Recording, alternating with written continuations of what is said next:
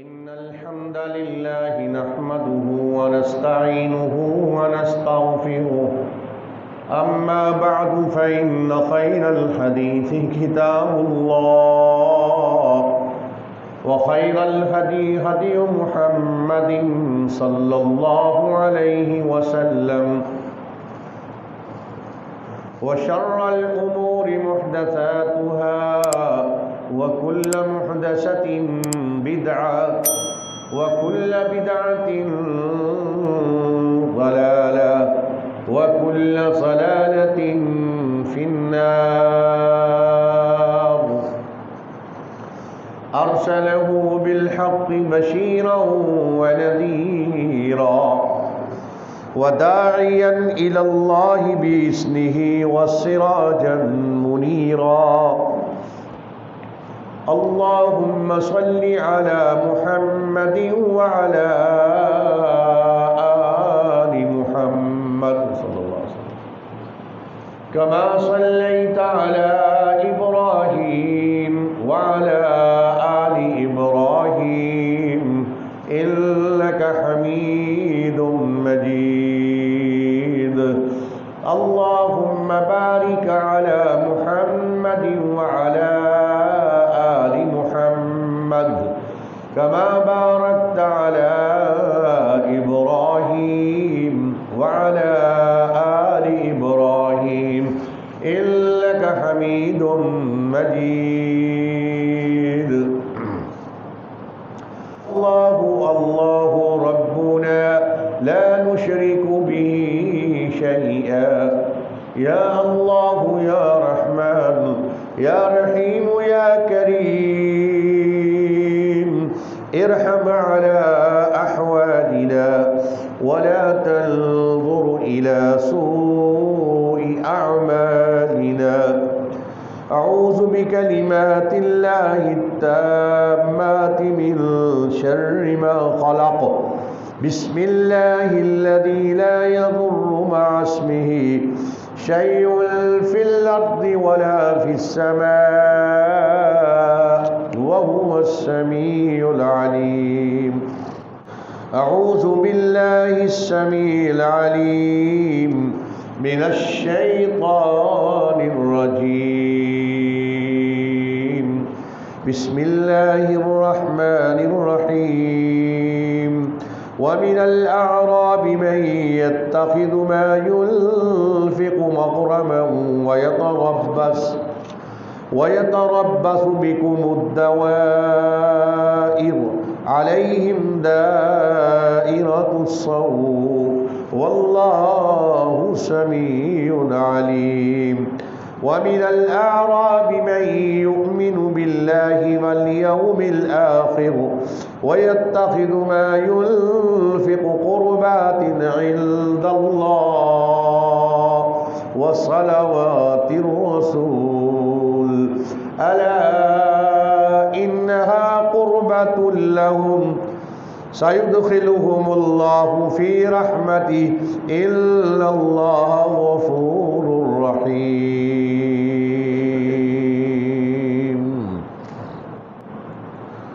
دیہاتی لوگوں میں سے کچھ ایسے دیہاتی ہیں جو اللہ کے راستے میں خرچ کرتے ہیں مگر اس کو جرمانہ سمجھتے ہیں، اور تو مسلمانوں کے لیے برے وقت کے انتظار میں ہوتے ہیں وہ کہ کب مسلمانوں پہ برا وقت آئے، لیکن در حقیقت برا وقت انہی لوگوں پہ پڑنے والا ہے۔ اللہ ہی ہر وقت سننے والا ہے، جاننے والا ہے۔ لیکن بعض دیہات میں بسنے والے لوگ ایسے بھی تھے جو اللہ پر قیامت کے دن پر ایمان رکھتے تھے، اور جو کچھ اللہ کے راستے میں خرچ کرتے تھے ان کا مقصد اللہ کا قرب حاصل کرنا ہوتا تھا کہ اللہ ہمارے قریب ہو جائے، ہم اللہ کے قریب ہو جائے۔ اللہ کی قربت کا اس کو ذریعہ سمجھتے تھے، اور رسول اللہ صلی اللہ علیہ وسلم کی دعا کا بھی ذریعہ سمجھتے تھے۔ یہ میرے آقا علیہ الصلوۃ والسلام کے دور کی بات ہے۔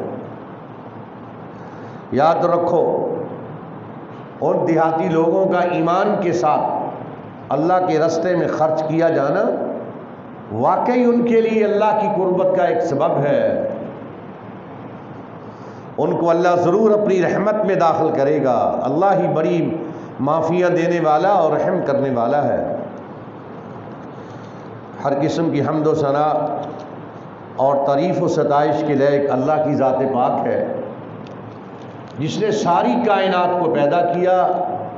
ان گنت لا تعداد درود و سلام امام الانبیاء خطیب الانبیاء احمد مجتبیٰ محمد مصطفیٰ صلی اللہ علیہ وآلہ وصحبہ وسلم کی ذات اقدس پر جو ساری کائنات کے لیے رحمت بن کر آئے. سامعین محترم، انتہائی ادب و احترام کے لائق ماؤں اور بہنوں اور اہل محلہ ہذا، السلام علیکم ورحمۃ اللہ وبرکاتہ.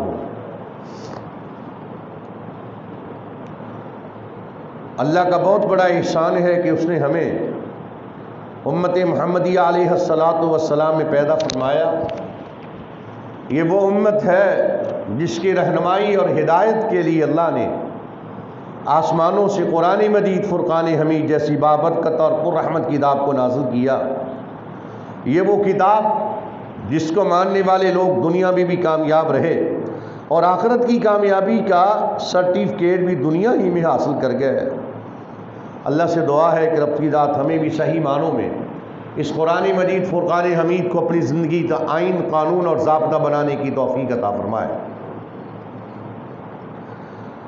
پچھلے جمعۃ المبارک کے خطبے کو ساتھ ملاتے ہوئے، سیاق و سباق کو ساتھ ملاتے ہوئے، کیونکہ میں عرصہ 4 مہینوں سے ریاست مدینہ کے حوالے سے گفتگو کر رہا ہوں.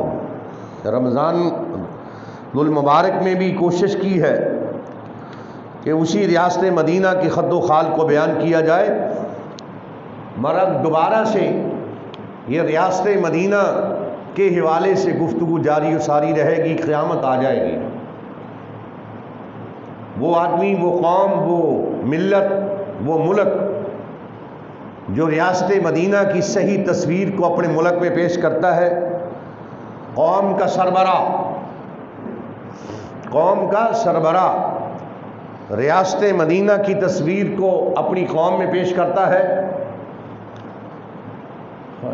گھر کا سربراہ ریاست مدینہ کی عملی تصویر کو اپنے گھر میں پیش کرتا ہے. ہر لحاظ سے کامیابیاں قدم چومتی ہیں،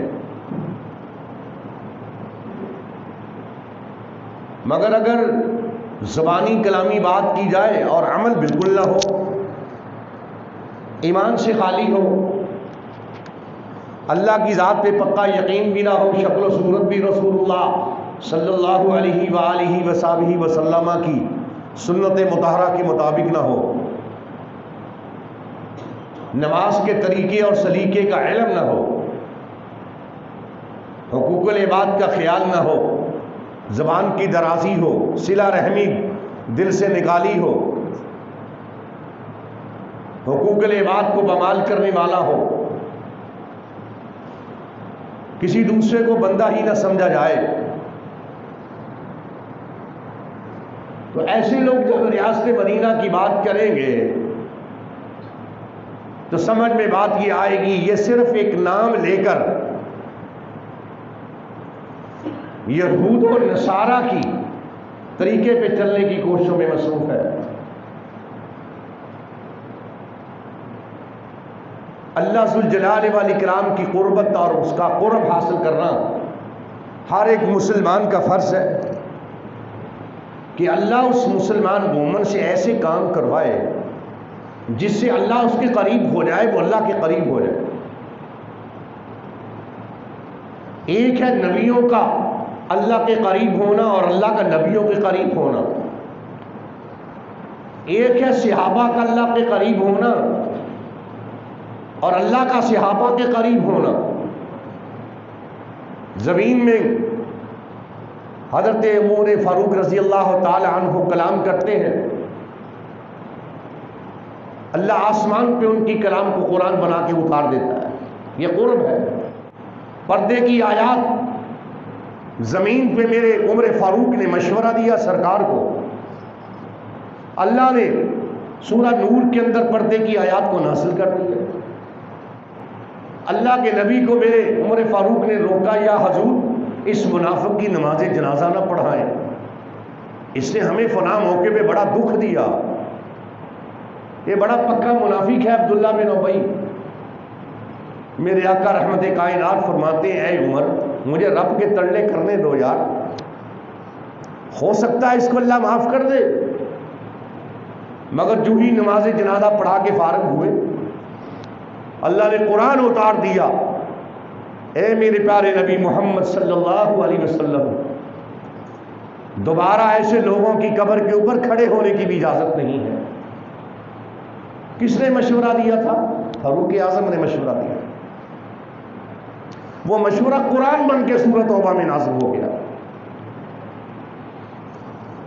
تو میرے برادر، 20 سال ہو گئے ہمیں مسلمانوں کے گھرانے میں پیدا ہوئے، ہم ابھی تک اسلام ہمارے دلوں کی دبیستہوں تک نہیں پہنچا، ہمیں اسلام کا علم ہی نہیں۔ ہم نے آج تک یہی سمجھ رکھا تھا، انگریز نے یہی انڈیا کے اندر یہ پودا بویا تھا کہ اسلام نماز روزہ حج زکوٰۃ کے سوا کسی اور چیز کا نام نہیں ہے۔ نماز کا نام اسلام ہے، روزے کا نام اسلام ہے، زکوٰۃ کا نام اسلام ہے، حج کا نام اسلام ہے، اور بس۔ اسی لیے آج تک مسجد تربیت گاہ نہیں بن سکی۔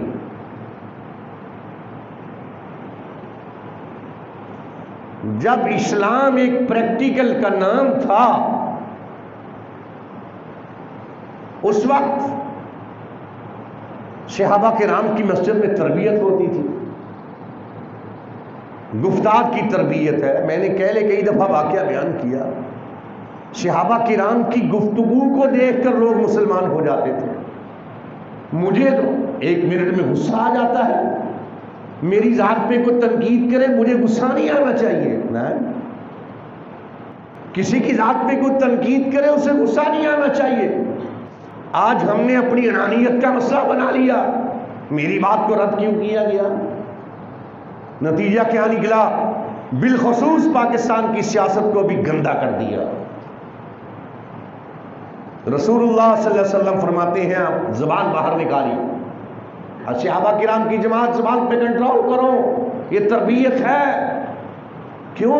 یہی زبان انسان کو جنت میں لے جانے کا سبب بنتی ہے، یہی زبان انسان کو جہنم میں پھینکنے کا سبب بنتی ہے۔ کس تربیتی پہلو کو چھیڑوں گا میں؟ ریاست مدینہ نے 10 سال یہ تربیت کے لیکچر دیے، صحابہ کرام کو ایسا بنا دیا، کائنات میں، پوری کائنات میں ان جیسا کوئی بندہ نہیں۔ 2 واقعات بیان کر کے اپنی بات کو ختم کروں گا۔ کیسی تربیت؟ ایک واقعہ ہے جس کو امام ترمذی رحمت اللہ علیہ نے، کس نے؟ امام ترمذی رحمت اللہ علیہ نے۔ کوشش میں کرتا ہوں کوئی بات بھی بغیر حوالہ کے نہ ہو۔ امام ترمذی رحمت اللہ علیہ کتاب الزہد کے اندر، امام ترمذی کی جامع ترمذی ہے، امام ترمذی رحمت اللہ علیہ کتاب الزہد کے اندر ایک بڑی لمبی حدیث کو بیان کرتے ہیں، سنتے جائیں اور صحابہ کرام کی کیفیت کو دیکھتے جائیں۔ ابو ہریرہ بیان کرتے رضی اللہ عنہ، خرج النبی صلی اللہ علیہ وسلم، کہ میرے آقا گھر سے نکلے، ایسے ٹائم پہ نکلے پہلے کبھی نہیں نکلے تھے۔ وَلَا يَلْقَاهُ فِيهَا أَحَدٌ، کوئی آدمی بھی اس وقت آپ کے پاس ملاقات کے لیے نہیں آتا تھا، آپ کی ملاقات کا ایک ٹائم مقرر تھا، سونے کو بھی آپ ٹائم دیتے تھے، لوگوں کو بھی آپ ٹائم دیتے تھے۔ فَأَتَاهُ أَبُو بَكْرٍ فَقَالَ مَا جَاءَكَ بِكَ يَا أَبَا بَكْرٍ، مگر اسی وقت ابو بکر آپ کے گھر میں تشریف لائے، انتہائی توجہ سے بڑی لمبی حدیث کو سننا. میرے آقا علیہ الصلوۃ والسلام کے گھر ابو بکر صدیق تشریف لائے. آقا فرماتے ما جاء بک یا ابا بکر، اے ابو بکر خیر تو ہے، کون سی چیز آپ کو اس وقت یہاں لے آئی ہے؟ فقال خرجت القا رسول اللہ صلی اللہ علیہ وسلم وانظر فی وجہہ اللہ والتسلیم علیہ ولم یلبس ان جاء عمر. ابو بکر فرماتے ہیں یا حضرت میرے دل نے چاہا میں آپ کے چہرہ اقدس کو دیکھوں اور اپنے آپ کو سکون حاصل کر لوں. سبحان اللہ.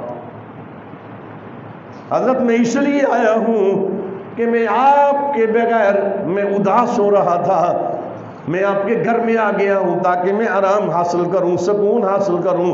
آپ کے چہرے اقدس کو دیکھ کر، آپ کے رخ انور کو دیکھ کر اپنے آپ کو خوش کرنا چاہتا تھا، اس لیے میں آپ کی خدمت پہ آ گیا ہوں. ابھی یہ بات چیت کر ہی رہے تھے ان جاء عمر، اچانک عمر بھی تشریف لے آئے. فقال ما جاءک بک یا عمر، میرے آقا فرماتے عمر آپ کیسے تشریف لائے اس وقت؟ قال الجوع یا رسول اللہ، اے اللہ کے رسول بھوک لگی ہے. اللہ اکبر کبیرہ. سمجھتے جانا ایک ایک حدیث میں کتنے سبق مل رہے ہیں. معلوم یہ ہوتا ہے اپنے امیر کے پاس، اپنے وڈیرے کے پاس، اپنے شیخ کے پاس، اپنے استاد کے پاس جانا سنت رسول ہے، اور کسی کے گھر میں جانا، کسی کو دیکھ کر سکون حاصل کرنا یہ بھی مسنون عمل ہے. اور اگر کسی دوست کے گھر میں جانا کہ بھوک لگی ہے، رستے میں جا رہے ہیں، چلیں یار اس دوست کو ملتے ہیں، اس کا کنڈا کھڑکانا، بیل بجانا اور باہر آئے جی کیسے آئے؟ فرمایا بھوک لگی ہے. جناب عمر فاروق نے کہا الجوع، یا حضرت بھوک لگی ہے. اللہ. قال وما وانا قد وجدت بعد ذلك فانطلقوا الى منزل ابي الهيثم بن تيهان الانصاری. تین ساتھی اکٹھے ہو گئے، سرکار اور ایک ابو بکر صدیق اور ایک حضرت عمر فاروق. تینوں نے مشورہ کیا یار شاید ہمیں بھی کچھ احساس ہے پانی پیاس کا اور بھوک کا، ہمیں بھی احساس ہے، چلو ابو ہیثم بن تیہان انصاری کے گھر چلتے ہیں. کیا نام اس کا؟ ابو ہیثم بن تیہان الانصاری کے گھر. وہ کون تھا؟ وَكَانَ رَجُلًا كَثِيرُ النَّخْلِ وَالشَّاءِ وَلَمْ يَكُنْ لَهُ خَدَمٌ فَلَمْ يَجِدُوهُ فَقَالُوا لِامْرَأَتِهِ أَيْنَ صَاحِبُكَ. اللہ اکبر. یہ کون آدمی ہے؟ اس کے بڑے باغات تھے، ایک باغ کے اندر 600 بوٹے کھجوروں کے تھے، بڑی مہنگی قسم کی نسلی کھجوریں ان کے پاس موجود تھیں. اللہ اکبر. گھر میں گئے، دروازہ کھٹکھٹایا، آواز لگائی السلام علیکم یا ابا الہیثم، اے ابو ہیثم سلام ہو. اللہ اکبر. اندر سے آواز آتی ہے، اللہ ان کا کوئی خادم نہیں تھا کہ وہ گھر میں نہیں ہے. فقالوا لامرأته، میرے آقا نے پوچھا این صاحبک، اے اللہ کی بندی تیرا گھر والا کدھر ہے؟ اللہ. قالت انطلق یستعذب لنا الماء، وہ باہر گئے ہیں میٹھا پانی لینے کے لیے. معلوم ہوتا ہے کہ میٹھا پانی لانا بھی سنت ہے. میٹھے پانی سے مراد پینے والا پانی، یہ نہیں ہے اس میں گڑ گھولا ہوا. پینے سے ہمارے ہاں ہم باہر سے نہر سے پانی لاتے ہیں. فرمایا وہ میرا خامد میٹھا پانی لینے کے لیے باہر گیا ہے. وَلَمْ يَلْبَسُوا أَنْ جَاءَ أَبُو الْهَيْثَمِ بِقِرْبَةٍ يَضْعِبُهَا. اچانک تھوڑی دیر ہوئی تھی، ابھی بات چیت ہو رہی تھی، ابو الہیثم ایک مشک اٹھائے ہوئے اللہ اپنے گھر میں داخل ہو گیا. اس کا گھر اس کے باغ کے اندر ہی سینٹر میں موجود تھا. کیا دیکھتا ہے؟ ثم جاء، ہائے ہائے، وہ مشک نیچے رکھنے کے بعد سبحان اللہ، ثم جاء یلتزم النبی صلی اللہ علیہ وسلم. خوشی میں پھولے نہ سمائے، آقا علیہ الصلوۃ والسلام کو چمٹ گیا. ہائے ہائے، آقا علیہ الصلوۃ والسلام کو بڑی محبت اور پیار کے ساتھ خوب چمٹ گیا. کتنا خوش قسمت ہوں میں کہ میرے باغ کے اندر، میرے گھر کے اندر آقا تشریف لے آئے ہیں۔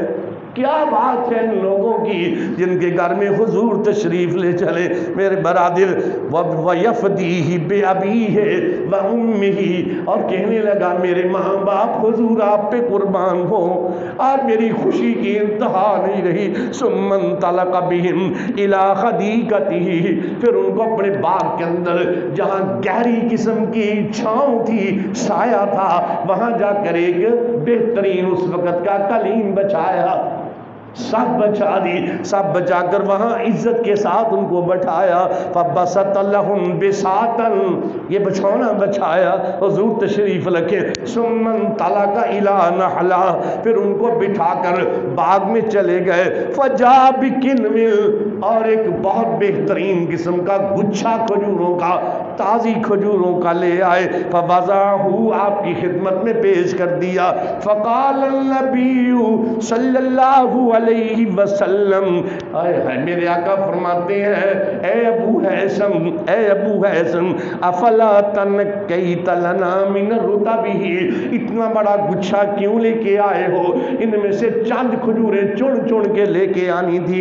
فرمایا یا حضرت انی اردت ان تختاروا او قال تخیروا من رطبہ و بصرہ، میرا دل یہ چاہتا تھا کہ حضور اپنی پسند کی کھجور خود لے کر اپنے اللہ اکبر کھانے کی کوشش کریں، اور مجھے خوشی ہوگی، میں اپنی مرضی سے نہیں لاؤں گا، میں پورا گچھا لے آیا ہوں، جس کا دل چاہتا ہے کھجور کا وہ اٹھا کر میرے آقا اور ابو بکر عمر فاروق وہ تناول فرمائے۔ فَأَكَلُوا وَشَرِبُوا مِنْ ذَلِكَ الْمَاءِ، حضور نے اور صحابہ نے وہ کھجوریں کھائیں، پانی پیا، وہ ٹھنڈا پانی، وہ میٹھا پانی، مشکیزیں میں لایا ہوا وہ پانی پیا۔ پانی پینے کے بعد فقال رسول اللہ صلی اللہ علیہ وسلم ھذا الذی نفسی بیدہ من النعیم الذی تسألون عنہ یوم القیامہ ظل بارد ورطب وماء بارد۔ میرے آقا علیہ الصلوۃ والسلام پانی پینے کے بعد کہنے لگے اس ذات کی قسم جس کے قبضہ قدرت میں میری جان ہے، یہ نعمتوں کے بارے میں اللہ پوچھے گا دن قیامت کے۔ کیا پوچھے گا؟ ذل بارد، ٹھنڈے سائے میں بیٹھے رہے، یہ بھی ایک نعمت ہے۔ ورطب وماء بارد، اور خوبصورت قسم کی نسلی کھجوریں کھانے کو ملتی رہیں، یہ بھی نعمت ہے۔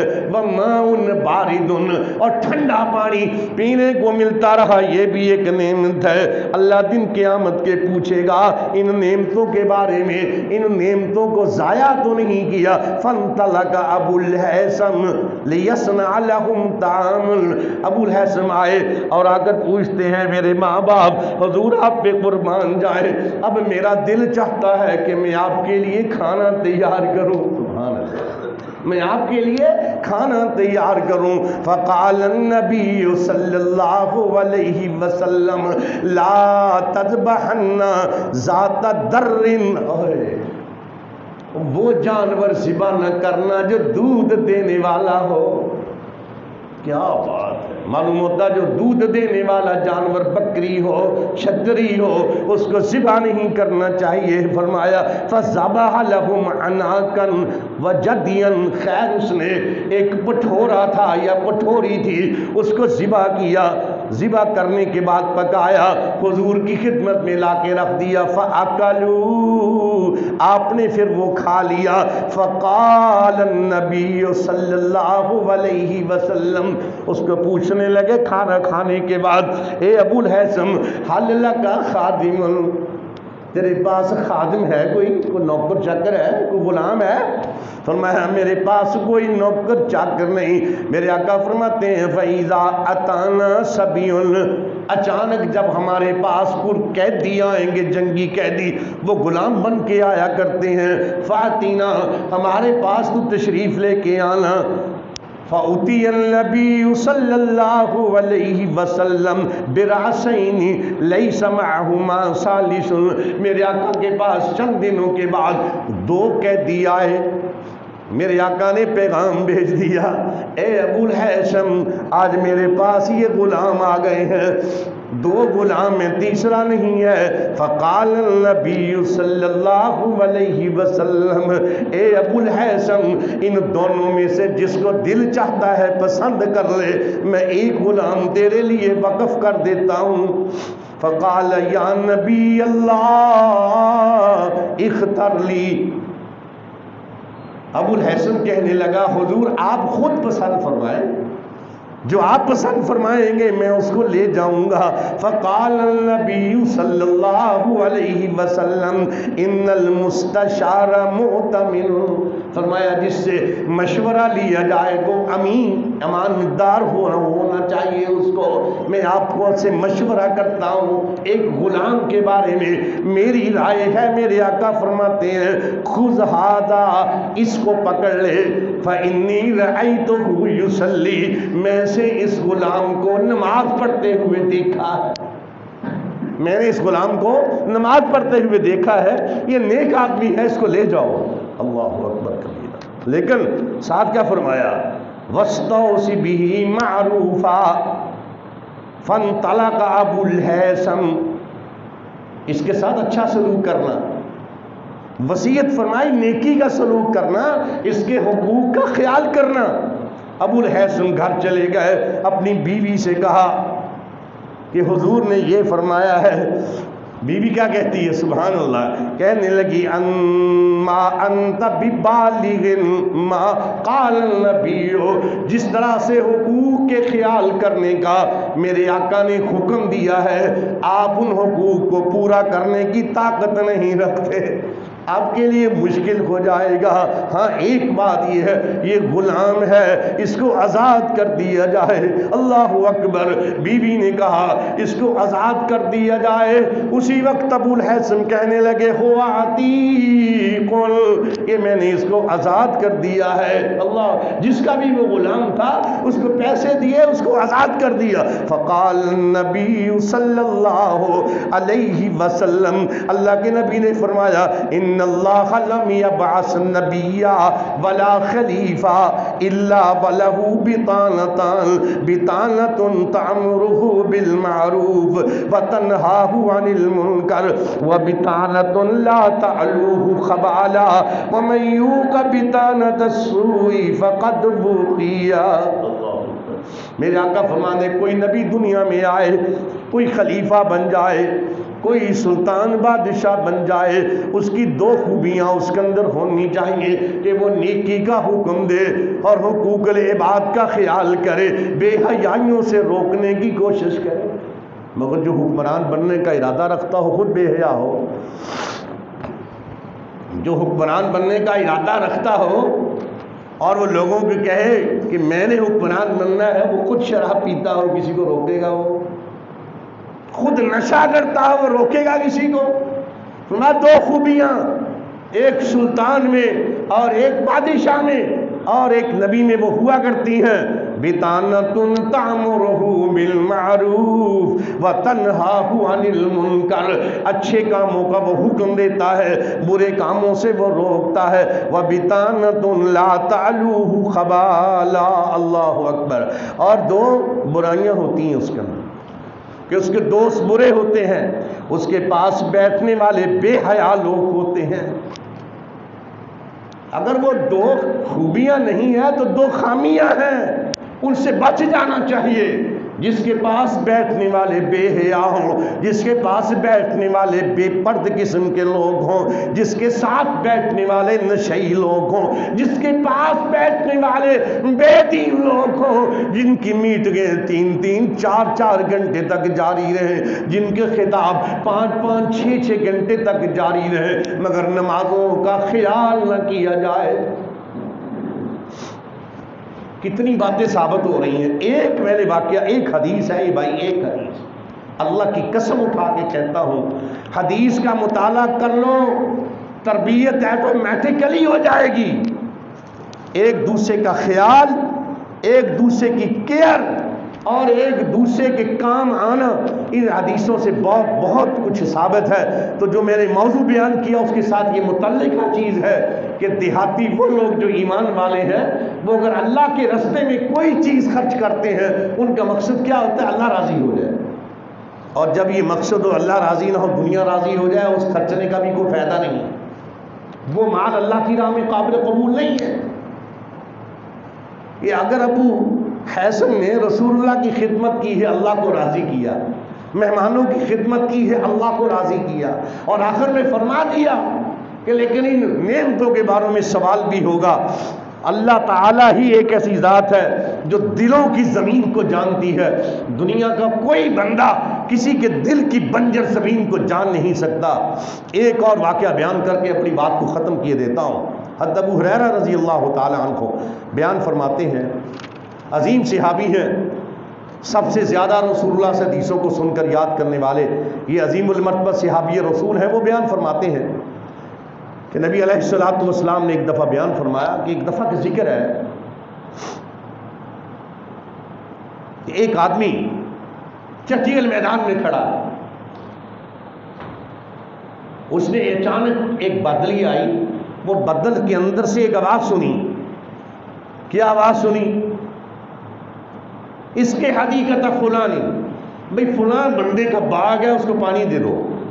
بدلی میں سے آواز آ رہی ہے کہ فلاں بندے کا باغ ہے، اس کو پانی پلاؤ، اس کو سیراب کر دو۔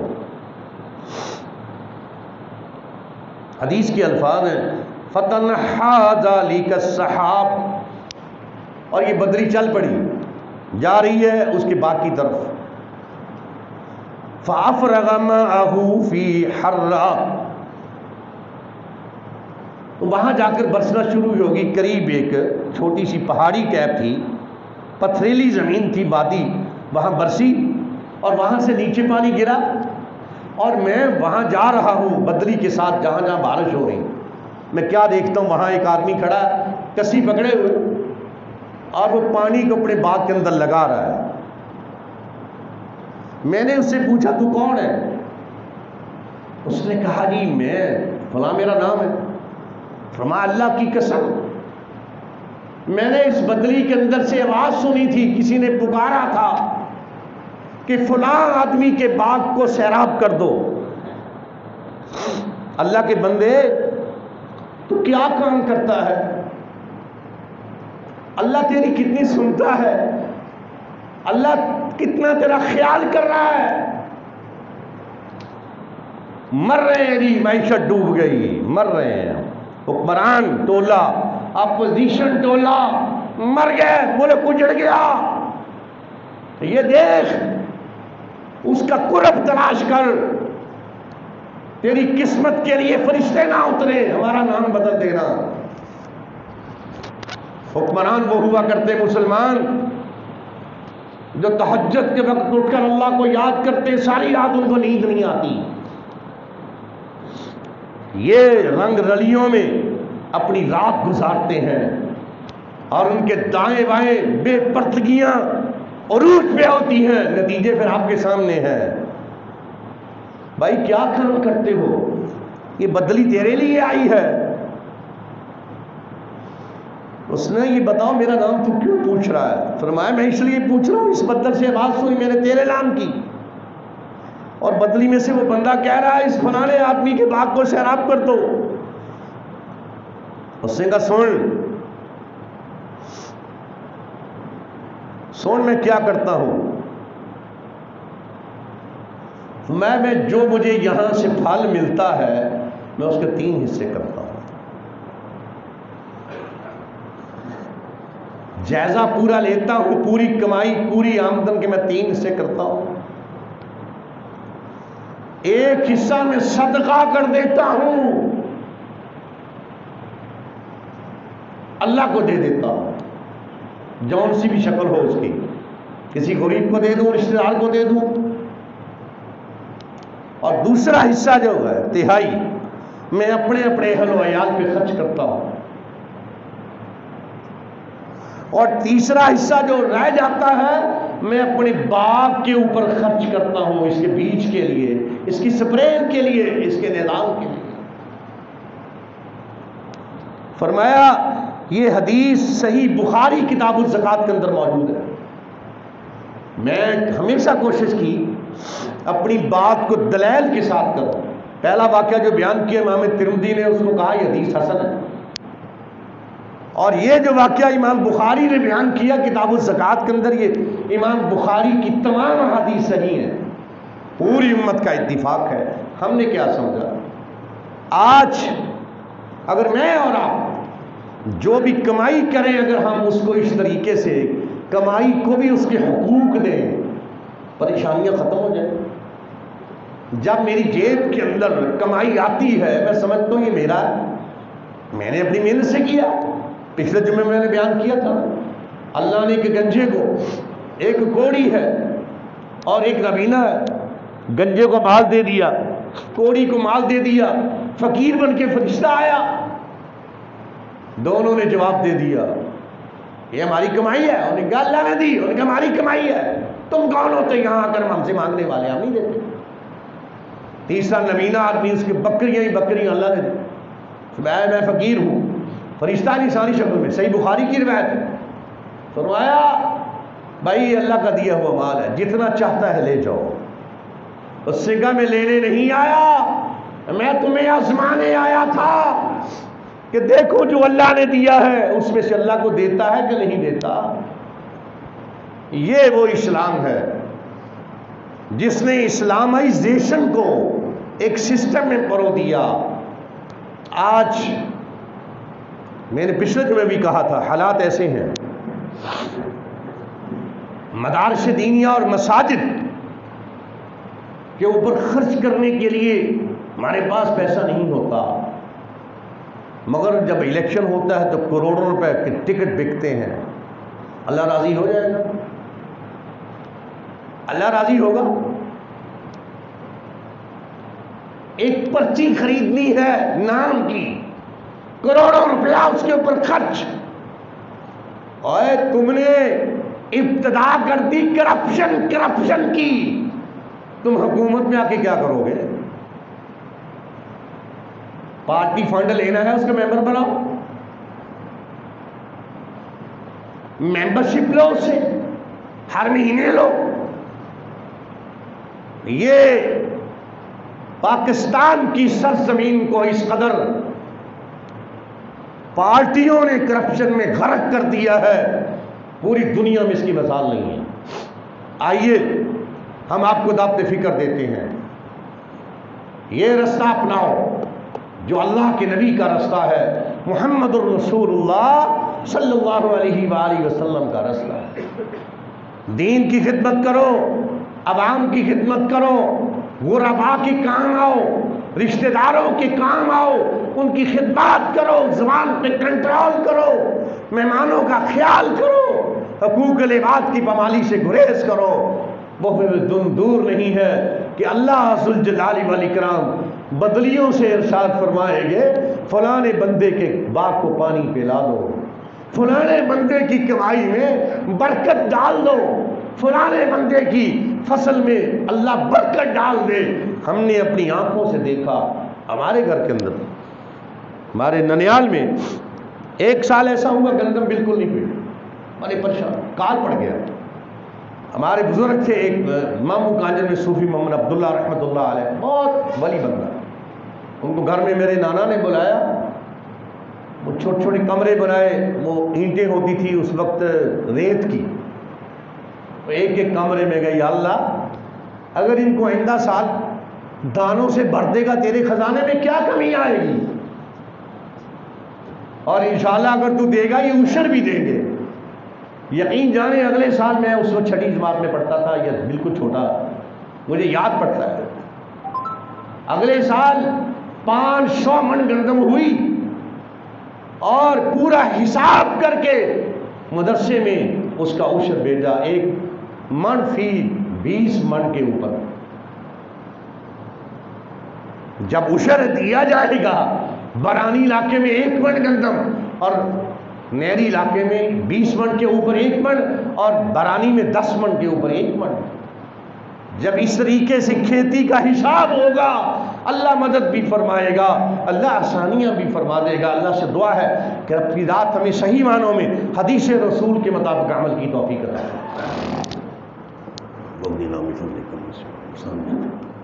وقني بحلالك عن حرامك واغنني بفضلك عمن سواك۔ الحمد لله رب العالمين۔ يا رب لك الحمد كما ينبغي لجلال وجهك وعظيم سلطانك، الله والله ربنا لا نشرك به شيئا، يا الله يا رحمن يا رحيم يا كريم ارحم على احوالنا ولا تنظر الى سوء اعمالنا، یا اللہ یا رحمان یا رحیم یا کریم۔ اللہ جن بھائیوں نے اللہ تیرے گھر کے لیے تعاون فرما، اللہ تم کا تعاون فرما۔ اللہ جن بھائیوں نے ارادہ کیا اللہ اس کو پایا تکمیل تک پہنچا دے۔ مولا کریم تیرے لیے کوئی مشکل نہیں ہے، یا اللہ ان میرے بھائیوں کا اللہ خلوص کے ساتھ دیا ہوا یہ ہے اپنے گھر کے لیے اللہ اپنی بارگاہ میں قبول منظور فرما۔ ربنا تقبل منا انک انت السمیع العلیم وتب علینا انک انت التواب الرحیم۔ سبحان ربک رب العزة عما یصفون وسلام علی المرسلین والحمد للہ رب العالمین۔